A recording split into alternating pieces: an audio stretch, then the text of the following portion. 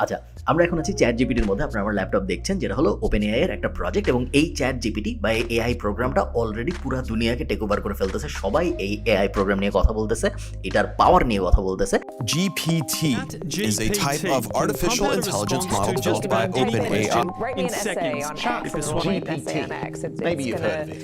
If you haven't, আমরাও এটা একটু টেস্ট করব এখন এবং তারপরে আমরা চিন্তা করব কিভাবে আমরা ChatGPT ব্যবহার করে বা OpenAI ব্যবহার করে আয় রোজগার করতে পারি। বাট ফার্স্টে আমরা চলেন দেখি যে ChatGPT আসলেই কতটা পাওয়ারফুল। আমরা ওকে কিছু একটা করতে বলি, আমরা বলি যে write me a poem about Bangladesh. Beneath the mango trees, the land of Bengal breathes, river flow, fields green, Bangladesh, a land serene, from Cox's Bazar to Rangamati. Anyway, আমরা বুঝতে পারতেছি যে ও খুব সুন্দর একটা কবিতা লিখতেছে এবং লিখতে দিলেও হয়তো আরো কন্টিনিউ করে লিখতে থাকতো। বাট আপনি অবাক করা ব্যাপার এইটা, এই কবিতাটা কিন্তু দুনিয়ার আর কোথাও নাই। এই এআই আমার সামনে এই প্রম্পটটা নিয়ে 2 সেকেন্ডের মধ্যে একটা কবিতা আমাকে লিখে দিচ্ছে, যেই কবিতাটা সুন্দর, যে কবিতার মধ্যে আসলেই বাংলাদেশের কালচারের কথাবার্তা আছে। এমন না যে এই এআইটা জাস্ট জানে যে বাংলাদেশ একটা দেশ এবং তারপর হাবি জাবি মিলায় একটা কবিতা আমাকে ধরায় দিচ্ছে, এরকম না। কবিতাটা যথেষ্ট গুছায় লেখা এবং এই কবিতাটা নিয়ে যদি আমি 100 জনকে দেখাই, 90 জনের বেশি আসলে বুঝতে পারবেন না যে এটা একটা এআই লেখছে, একটা মানুষ লেখে নাই। যে ব্যাপারটা কতটা ভয়ঙ্কর এবং সুন্দর, এটা আমাদের পক্ষে ইমাজিন করা কঠিন। ChatGPT-র সবচেয়ে বড় যে বেনিফিট সেটা হলো এটা একটা কনভারসেশনাল এআই। কনভারসেশনাল এআই এবং নন কনভারসেশনাল এআই, এই দুইটার মধ্যে পার্থক্য হলো কনভারসেশনাল এআই এর সাথে আপনি কথা বলতে পারবেন, বা এক্ষেত্রে তো আপনি কথা বলতে পারতেছেন, আপনি চ্যাট করতে পারবেন, যেটা নন কনভারসেশনাল এআই এর সাথে করা সম্ভব ছিল না। চ্যাট করতে পারার সুবিধাটা কি? এখন আমি এটাকে বলতে পারি, ওর মনে আছে যে ও আমাকে কবিতাটা অলরেডি লিখে দিছে। তো এখন আমি যদি ওকে বলি the poem is good but right it to me again in Shakespeare's style, কথার কথা। এটা যদি আমি বলি, ও এই কবিতাটা আমাকে আবার লিখে দিবে। দেখেন, কিন্তু এবারও শুরু করছে ওহ Bangladesh, the verdant fields and hills, একদম শেক্সপিয়ারিয়ান একটা স্টাইলে কিন্তু আমাকে সেম কবিতাটা আবার লিখে দিচ্ছে। তার মানেটা কি? তার মানে হলো ও ফার্স্টে একটা জিনিস লিখছে, এরপর ও যখন আমার কাছ থেকে একটা প্রম্পট পাইছে, ও বুঝতে পারছে যে আগের যে জিনিসটা ও লিখছিল ওইটার মধ্যে আমি কি কি চেঞ্জ চাচ্ছি এবং ওইটার উপর ভিত্তি করে ও আবার আমাকে কিন্তু একটা চেঞ্জড রেজাল্ট ডেলিভার করতে পারতেছে, যেটা একটা ভয়ঙ্কর ব্যাপার। এবং এইটা যে শুধু লেখালেখি করতে পারে তা না। আমি যদি ওকে এখন বলি 1000 ওয়ার্ডের একটা আর্টিকেল লিখে দিতে, ও 2 সেকেন্ডের মধ্যে আমাকে লিখে দিতে পারবে। যে আর্টিকেলটা হবে ইউনিক, যে আর্টিকেলটা দুনিয়ার আর কোথাও নেই, এবং যে আর্টিকেলটা হবে যথেষ্ট ইনফরমেটিভ। বাট তাই না, ও কিন্তু কোডও লিখতে পারে। আমি যদি এখন ChatGPT কে বলি ফর এক্সাম্পল যে write me a python code for a basic mortgage calculator,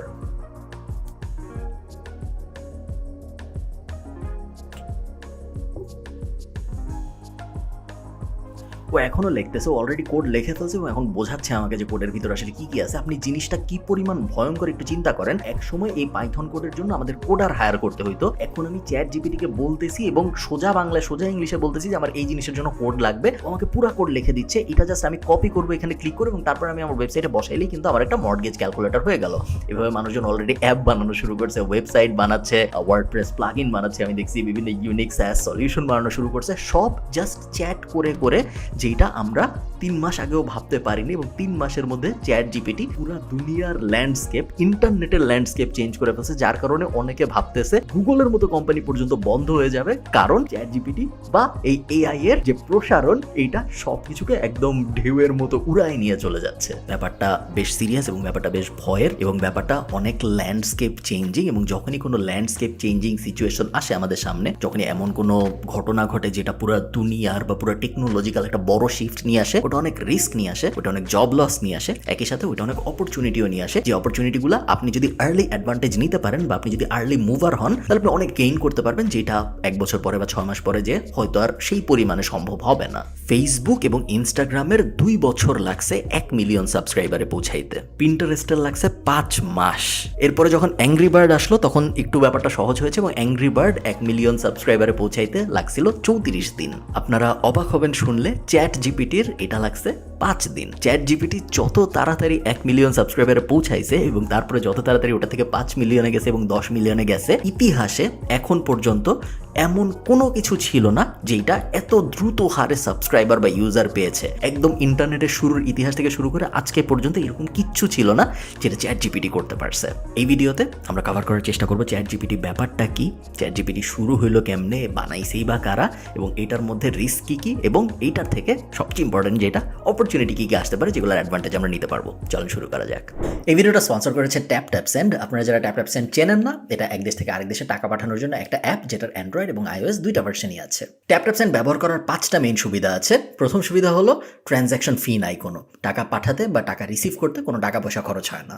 second সুবিধা হলো আপনি যখন টাকা পাঠাবেন রিসিভারের বিকাশে বা রিসিভারের ব্যাংক অ্যাকাউন্টে টাকা পাঠিয়ে দেওয়া যায়, রিসিভারের কোথাও যাইতে হয় না টাকাটা রিসিভ করার জন্য, যেটা একটা বিশাল ব্যাপার। থার্ড সুবিধা হলো গুড এক্সচেঞ্জ রেট। আপনি যখন $1 পাঠাচ্ছেন কাউকে, তখন সে 100 টাকা পাবে না 110 টাকা পাবে না 120 টাকা পাবে, ওই এক্সচেঞ্জ রেটে কিন্তু কিছু টাকা হারায় যায় অনেক সময়। TapTapSend ব্যবহার করলে সাধারণত খুব ভালো একটা এক্সচেঞ্জ রেট পাওয়া যায়। ফোর্থ বেনিফিট, যেটা আমার মতো একটা বিশাল পিস অফ মাইন্ড, সেটা হলো আপনি যখন কাউকে টাকা পাঠাবেন টাকা মোটামুটি ইনস্ট্যান্টলি চলে যায়। 1 দিন 2 দিন 3 দিন অপেক্ষা করতে হয় না, মোটামুটিভাবে সাথে সাথেই টাকাটা পাওয়া যায়, যেটা একটা বিশাল ব্যাপার। ফিফথ বেনিফিট সেটা হলো আপনি যদি KF এই কুপনটা ব্যবহার করেন, ডেসক্রিপশনে লিঙ্ক টিঙ্ক সব দেওয়া থাকবে, এই কুপন ব্যবহার করে আপনি যখন টাকা পাঠাবেন তখন আপনি যত টাকা পাঠাবেন তার সাথে 10 ক্রেডিট এক্সট্রা TapTapSend যুক্ত করে দিবে। সো আপনি যদি কাউকে $100 পাঠান সে $110 পাবে, আপনি যদি কাউকে $100 ক্যানাডিয়ান পাঠান সে $110 ক্যানাডিয়ান পাবে, 100 ইউরো পাঠাইলে বা 100 পাউন্ড পাঠাইলে 110 ইউরো বা 110 পাউন্ড পাবে। সো আপনি যতই পাঠাবেন তার সাথে 10 ক্রেডিট এক্সট্রা যুক্ত হয়ে যাবে যদি আপনি নিচের লিঙ্কটা ব্যবহার করেন। চলেন ভিডিওতে ফেরত যাওয়া যাক। 2015 সালের ঘটনা। স্যাম নামে এক ছেলে এবং আমাদের সবার পরিচিত ইলন মাস্ক, এই দুইজন একটা কোম্পানি শুরু করে, যে কোম্পানিটার নাম দেওয়া হয় OpenAI। OpenAI এই কথাটা থেকে আপনারা বুঝতে পারতেছেন, ওপেন কথাটার মানে হলো খোলা, আর AI মানে তো আমরা সবাই জানি আর্টিফিশিয়াল ইন্টেলিজেন্স। সো OpenAI এর উদ্দেশ্য ছিল আর্টিফিশিয়াল ইন্টেলিজেন্স ব্যাপারটাকে সবার জন্য উন্মুক্ত করে দেওয়া এবং আর্টিফিশিয়াল ইন্টেলিজেন্স যে প্রযুক্তিটা, এটাকে কত তাড়াতাড়ি অগ্রসর করানো যায়, কত তাড়াতাড়ি সামনে নিয়ে যাওয়া যায়, এটা নিয়ে OpenAI বিভিন্ন ধরনের রিসার্চ করা শুরু করে। ঠিক 3 বছর পরে 2018 সালে ইলন মাস্ক ওটা ছেড়ে দেয়, OpenAI ছেড়ে দেয়, এবং ও বলে যে ও OpenAI ছেড়ে দিচ্ছে কারণ ওর এখন ফোকাস করতে হবে SpaceX, যেটা আকাশে রকেট পাঠায়, এবং টেসলা, যেটা গাড়ি বানায়, আপনারা সবাই জানেন। এই দুইটার উপর ফোকাস করার জন্য OpenAI ছেড়ে দেয়। বাট তারপরে ও স্ট্র্যাটেজিক ইনভেস্টর এবং অ্যাডভাইজার এবং মেন্টর হিসেবে কিন্তু কোম্পানির সাথে থেকে গেছে। বাট কোম্পানির অ্যাক্টিভ কোনো পার্টিসিপেশন বা অ্যাক্টিভ কোনো কাজকর্মের মধ্যে ইলন মাস্ক এখন আর নাই। ইলন মাস্ক চলে যাওয়ার ঠিক 2 বছরের মধ্যে OpenAI কিছু ভয়ঙ্কর কাজকর্ম আমাদের দেখানো শুরু করে। প্রথম যে জিনিসটা OpenAI নিয়ে আসে, যেটা মোটামুটি সবাইকে শক করে ফেলে, সেটা হইল DALL-E, DALL-E, যেটা ওরা গত বছরের দিকে রিলিজ করে, এবং এটা নিয়ে MKBHD থেকে শুরু করে অনেকেই ভিডিও বানিয়েছে। আপনারা জানেন যে এটা একটা ইমেজ টেকনোলজি, যেখানে আপনি DALL-E প্রযুক্তিটাকে যদি কোনো ইমেজের কথা বলেন, ধরেন আপনি বললেন যে I want a photo of Khalid Farhan wearing a hat in a beach. DALL-E, যদিও ওর কাছে আমি কখনো হ্যাট পরে বিচে যাই নাই বা আমি কখনো হ্যাট পরি নাই, বাট DALL-E ওরকম একটা ইমেজ বানায় আপনাকে দিতে পারবে, এবং তারপরে আপনি ওটাকে বলতে পারবেন যে না আমার এই ফটো ভাল লাগে নেই, draw it like Leonardo da Vinci, বা এরকম কোনো একটা কিছু আপনি প্রম্পট দিতে পারবেন, এবং তারপরে ওই প্রম্পটের উপর ভিত্তি করে ওই ইমেজটাকে আবার এডিট করে আবার আপনার সামনে দিতে পারবে। ফ্যাসিনেটিং একটা জিনিস, এবং এইটা মোটামুটিভাবে পুরা দুনিয়াকে একদম মানে পুরো দুনিয়া আউলায় যায়, স্পেশালি ডিজাইন সমাজ যেটা আছে, ডিজাইন বা আর্ট বা এই দুনিয়াটা, যেটা এই দুনিয়াটা পুরো ভোটকে যায় যে আসলে কি হচ্ছে। AI এর আমরা কিছুই অনেকদিন দেখিনি। AI বলতে আমরা বুঝতাম ছোটখাটো রোবট, ছোটখাটো অটোমেশন আসবে, এরকম জিনিসপত্র হবে, বাট হঠাৎ করে আমরা দেখলাম যে একদম আমাদের খুব ক্লোজ একটা ফিল্ডে AI এর ইম্প্যাক্ট চলে আসলে, এবং এই AI DALL-E, এটা পরে ওরা API লঞ্চ করে এবং তারপরে মানুষ ইউজ করা শুরু করে, এবং এই DALL-E ব্যবহার করে কিন্তু এখন অলরেডি অনেকগুলো কোম্পানি আছে যে কোম্পানিগুলো আগে মানুষ ব্যবহার করতো। এরকম অনেক কোম্পানি আমি পার্সোনালি চিনি, যে কোম্পানিগুলো আগে থাম্বনেল ডিজাইনার ছিল, লোগো ডিজাইনার ছিল, বিভিন্ন ধরনের মিনিমাল গ্রাফিক ডিজাইনার ছিল, হাবিজাবি অনেক সেক্টরের মানুষ ছিল, যেগুলো সব এখন এই AI এবং অটোমেশন দিয়ে রিপ্লেস হয়ে গেছে। এটা 1 বছর আগের কথা। DALL-E এর সফলতার পরে সবাই ভাবতেছিল যে এইবার OpenAI কি নিয়ে আসবে, এর পরের প্রজেক্টটা কি হবে, এবং তারপরে নভেম্বরের একদম শেষের দিকে 2022 সালে ওরা লঞ্চ করে ChatGPT নামটা থেকে আপনারা বুঝতে পারতেছেন, এবং ভিডিও শুরুতে আমি তো ডেমনস্ট্রেশন দেখাইলাম যে ChatGPT আসলে কিভাবে কাজ করে। এটা একটা কনভারসেশনাল AI, যেটাকে আপনি কথা বলে বলে বিভিন্ন জিনিস করতে বলতে পারবেন, এবং এই মুহূর্তে এটা শুধু লিখিত কথার উত্তর দেয় এবং বিভিন্ন ধরনের কোড দেয়। বাট খুব শীঘ্রই আমরা বুঝতে পারতেছি, যেহেতু DALL-E টাইপ প্রজেক্টও OpenAI এর প্রজেক্ট এবং ChatGPT ও OpenAI এর প্রজেক্ট, সো কিছুদিন পরে আমরা ChatGPT-র মাধ্যমে লিখে বিভিন্ন জিনিস বলতে পারবো, এবং ChatGPT উত্তরে আমাদের ছবি দিতে পারবে, লেখা তো দিতেই পারে অলরেডি, কোড তো অলরেডি দিতেই পারে, গান লিখতে পারে, কবিতা লিখতে পারে, বই লিখতে পারে, আর্টিকেল লিখতে পারে, ব্লগ পোস্ট লিখতে পারে। ChatGPT এমন কিছু নাই যেটা এখন মোটামুটি পারে না, যেইটা মার্কেটিং সমাজ তো বটেই, ডিজিটাল দুনিয়ায় কাজকর্ম করে বা আর্টিফিশিয়াল ইন্টেলিজেন্সে আগ্রহী বা স্টার্ট আপ কালচারে আগ্রহী বা বিজনেস দুনিয়ায় আগ্রহী এরকম সবাইকে একদম শেকেন আপ করে ফেলছে যে এটা কি হইল। এই কারণে চ্যাট জিপিটি পাগলের মতো প্রসার ঘটাচ্ছে, প্রত্যেক দিন মিলিয়ন মিলিয়ন নতুন ইউজার আসতেছে এবং কেউ ঠিক বুঝে উঠতে পারতেছে না যে এর মানে কি এসইও শেষ, এর মানে কি কন্টেন্টের দুনিয়া শেষ, এর মানে কি গ্রাফিক ডিজাইনরা শেষ, এর মানে কি কোডাররা শেষ, আসলে পুরো ব্যাপারটা হচ্ছে কি। টাইমস পত্রিকা চ্যাট জিপিটি নিয়ে একটা আর্টিকেল পাবলিশ করছে গত ডিসেম্বরের শেষের দিকে, আমার এক্সাক্ট ডেটটা মনে নেই, যেখানে ওরা বলেছে যে এই প্রথম একটা এআই সলিউশন পাওয়া গেল। আর্টিফিশিয়াল ইন্টেলিজেন্স নিয়ে কিন্তু কথা হচ্ছে অনেক দিন ধরে, 15 বছর বা 20 বছর ধরে কথা হচ্ছে, বাট এই 15-20 বছরের মধ্যে এই প্রথম একটা সলিউশন পাওয়া গেছে যেটা আসলেই মানুষকে প্রপারলি রিপ্লেস করতে পারে, যেটা আগে কখনো কোনো কিছু পারে নাই। দুইটা প্রশ্ন একদম অবভিয়াস, সবার মাথার মধ্যে আছে এবং আমাদের মাথার মধ্যেও আছে। প্রথম প্রশ্ন যেটা, সেটা হলো এআই কি অনেক মানুষের চাকরি খেয়ে দিবে নাকি, অনেক মানুষের চাকরি চলে যাবে নাকি? উত্তর হলো হ্যাঁ, চলে যাবে। আপনি যদি আপনার ফিল্ডে মিডিওকার কেউ হন, যে আসলে খুব ভালো না আবার ওকে টাইপ, খুব খারাপও না, খুব খারাপ হলে তো আপনার চাকরি এমনিও চলে যেত, যখন আরো ভালো মানুষ এসে আপনার সাথে কম্পিটিশনের, ন্যাচারাল কম্পিটিশনের কারণে আপনি আস্তে আস্তে পড়ে যেতেন। বাট আপনি মনে করেন খুব ভালো না, আপনি এভারেজ টাইপ একটা মানুষ, এভারেজ টাইপ যারা আছে তাদের প্রতি আঘাত এআই এর পক্ষ থেকে একদম প্রথমে আসবে এবং আমরা এটা অলরেডি হতে দেখছি। ছোট থেকে শুরু করে বড় কোম্পানি সবাই মিড লেভেল বা লোয়ার মিড লেভেলে এআই দিয়ে বা অটোমেশন দিয়ে রিপ্লেসমেন্ট আগে থেকেই চলতেছিল। এখন আমরা দেখতে পাচ্ছি ডালি বা ওপেন এআই টাইপ প্রযুক্তি আসার পরে এটা স্পিড হয়ে যাচ্ছে, মানে অনেক তাড়াতাড়ি হচ্ছে আরো, যেটা আগে হইতো না, যেটা একটা ভয়ঙ্কর ব্যাপার, বাট এটা একটা সত্যি ব্যাপার।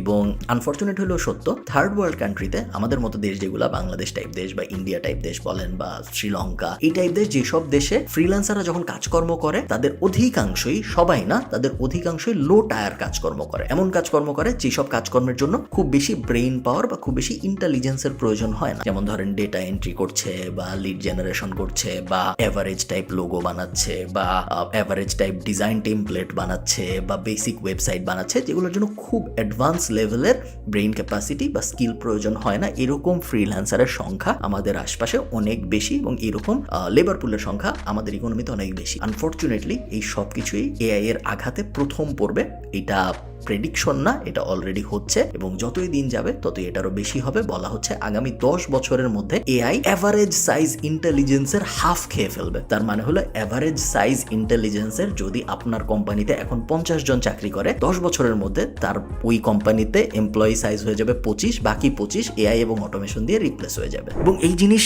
যে ভয়ঙ্কর, এটা শুধু যে আমাদের মতো দেশ রিয়েলাইজ করছে না তা না, ইন্টারন্যাশনালি এটা নিয়ে কিন্তু অনেক কথাবার্তা হচ্ছে। আমি জানি নেদারল্যান্ডসে কথাবার্তা বলা হচ্ছে যে এআই ব্যান করে দেওয়া হবে নাকি, কারণ এআই যখন কোনো একটা জিনিস আপনাকে দেয়, সো আমরা যদি আবার চ্যাট জিপিটির এক্সাম্পলটায় ফেরত যাই, চ্যাট জিপিটি আমাকে ইউনিক কবিতা লিখে দিচ্ছে, বাট ওই কবিতার ইন্সপিরেশনটা কিন্তু ওর আসছে আসল শেক্সপিয়ার থেকে বা আসল কিছু একটা থেকে, আসল কোনো একটা কবির থেকে। বা ধরেন আমরা যখন ডালি ব্যবহার করি, ও আমাকে ইউনিক ছবি দেয়, বাট ওই ছবির ইন্সপিরেশন তো রিয়েল আর্টিস্টদের কাজ থেকে দেখে দেখেই শিখছে, তাই না? মডেল ট্রেন যখন করা হয়, রিয়েল ওয়ার্ক দিয়ে মডেল ট্রেন করানো হয়। 2020 সাল পর্যন্ত যত কন্টেন্ট পাবলিশ হয়েছে ইন্টারনেটে সবকিছু দিয়ে ওপেন এআই, চ্যাট জিপিটি এবং ডাল ইকে ট্রেন করছে। সো 2020 পর্যন্ত দুনিয়া, আপনি চিন্তা করেন কত কোটি কোটি কোটি কোটি লক্ষ কোটি জিনিস পাবলিশ হয়েছে যেগুলো দিয়ে এটাকে ট্রেন করা হয়েছে। সো এই ট্রেন করার জন্য ইউজ করা হয়েছে আসল মানুষের কাজ, বাট এখন এআই এত পাওয়ারফুল হয়ে গেছে যে ওর এখন আর আসল মানুষ দরকার নাই। তো একটা কনফ্লিক্ট চলে আসে যে আমার জিনিস দিয়েই তুমি ট্রেন্ড হইলা, বাট এখন তুমি এমন জিনিস করতেছো যাতে তোমার আর আমাকে দরকার নেই। এটা এথিক্যালি কি ঠিক নাকি ঠিক না, এটা নিয়ে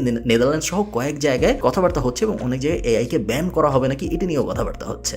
গার্ডিয়ানে একটা রিসেন্ট আর্টিকেল আসছে, একদম গত সপ্তাহের একটা আর্টিকেল, যেখানে অস্ট্রেলিয়ায় অনেক ইউনিভার্সিটি এখন হাতে কাগজ কলমে পরীক্ষা নেওয়ায় ফেরত গেছে। তার কারণ অস্ট্রেলিয়ান সব ইউনিভার্সিটির স্টুডেন্টরা, তাদেরকে যখন কোনো টাস্ক দেওয়া হচ্ছিল, তাদেরকে যখন এসে দেওয়া হচ্ছিল বা কোনো একটা আর্টিকেল লিখতে দেওয়া হচ্ছিল বা কোনো একটা রিসার্চ পেপার লিখতে দেওয়া হচ্ছিল, ওরা চ্যাট জিপিটিতে যাচ্ছিল, যে বলতেছিল right me a research paper about this, এবং মানুষ বোঝার আগে চ্যাট জিপিটি কিন্তু রিসার্চ পেপার পাবলিশও করছে কয়েকজন, যেটা বিজ্ঞানীরা পর্যন্ত বুঝতে পারে নাই বা রিসার্চাররাও পর্যন্ত বুঝতে পারে না যে এটা আসলে মানুষ লেখেন, এটা এআই লেখছে। But is Elon Musk's latest weapon a threat to education or an asset? For that question, there's no easy answer. Trying to come up with a way to combat AI plagiarism before school and university returns to the classroom. For many teachers, that means paying attention. এই প্রবলেমটা real problem এবং এই কারণে ওরা আবার কলম কাগজে ফেরত গেছে পরীক্ষা নেওয়ার জন্য। বিভিন্ন মানুষ এই প্রবলেমকে বিভিন্নভাবে সলভ করার চেষ্টা করতেছে। আমাদের ভাবতে হবে আমরা কিভাবে এই প্রবলেম সলভ করতে পারি।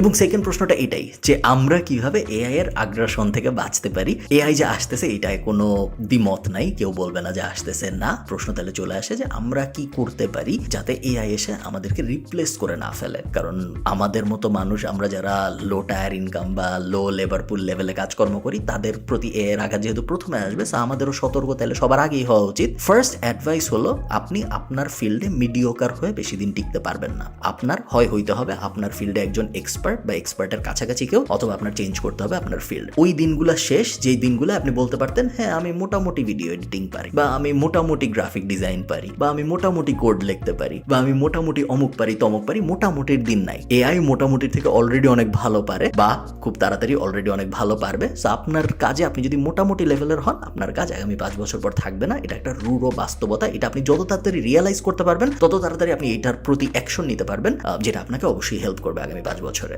2 নাম্বার কথা হলো 2023 এবং এই দশকটা পুরা 2021 থেকে 2030 এই পুরা সময়টা হতে যাচ্ছে এআই এর উপরে রেভলিউশনাইজড বিজনেস বিল্ডিং এর জন্য একদম স্বর্গরাজ্য বা একদম স্বর্গীয় স্বর্ণযুগ আপনি যদি বলেন, যদিও এটা 10 বছর, বাট স্বর্ণযুগ, ইউ গেট দ্য আইডিয়া। এই সময় আমরা অলরেডি 2022 শেষ হাফ এবং 2023 মাত্র শুরু হয়েছে যখন আমি এই ভিডিও রেকর্ড করতেছি। অলরেডি আমি প্রত্যেক দিন মিনিমাম 10 থেকে 15টা বিজনেস দাঁড় হইতে দেখতেছি, যেগুলা শুধুমাত্র ওপেন এআই এর এপিআই ব্যবহার করে চলতেছে। ওপেন এআই একমাত্র এআই ইঞ্জিন না, ওপেন এআই একমাত্র অটোমেশন সলিউশন না, ডালি এবং জিপিটি ছাড়াও আরো অনেক কিছু আছে, বাট শুধু এটার উপরে আমি প্রত্যেক দিন 10 থেকে 15টা সলিড বিজনেস দাঁড় হইতে দেখছি। গত 6 মাসে আমরা দেখছি, আপনি যদি appsumo.com টাইপ কোনো জায়গা, যে কোনো মার্কেট প্লেস যদি আপনি ফলো করেন, আপনি দেখছেন যে কন্টেন্ট অটোমেশনে, এআই কন্টেন্টে, তারপরে এআই থাম্বনেইলে, তারপরে এআই কোডে, তারপরে প্ল্যাজিয়ারিজম চেকারে কত ইনোভেশন যে আসছে, এবং এই ইনোভেশন আসতেই থাকবে।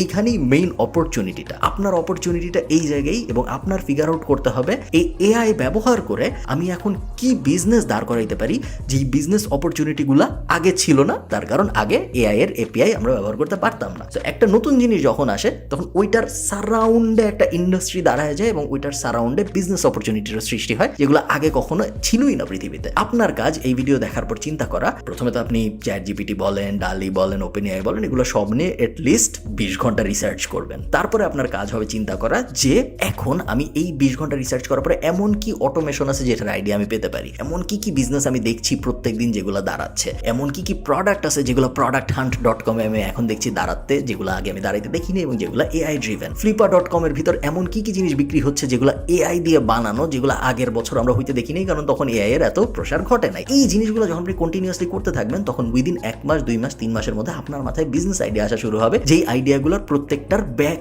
ইঞ্জিন হইল এআই। এবং তখন ওই যে আইডিয়াগুলো আপনার মাথার মধ্যে আসবে, ওগুলো আস্তে আস্তে এক্সিকিউশনে যাবে। ওই এক্সিকিউশন যখন আপনি করতে যাবেন, প্রত্যেকটা তো হিট করবে না, বা প্রত্যেকটা সাকসেসফুলি কাস্টমার পাবে না, বাট প্রত্যেক 5টা, প্রত্যেক 8টায় অন অ্যাভারেজ বলা হয় 8টা বিজনেসের মধ্যে একটা বিজনেস সাকসেসফুল হয়। এবং ওই 8টা বিজনেস ট্রাই করার জন্য আপনার যে পরিমাণ রিসার্চ করা দরকার এবং যে পরিমাণ এফোর্ট দেওয়া দরকার, ওই জিনিসটা শুরু হওয়া উচিত আমার মতে। এই ভিডিওটা এই যে এখন শেষ হয়ে যাবে ঠিক সাথে সাথে। ভালো থাকেন সবাই, আপনাদের সাথে আমার কথা হবে পরের ভিডিওতে। টাটা।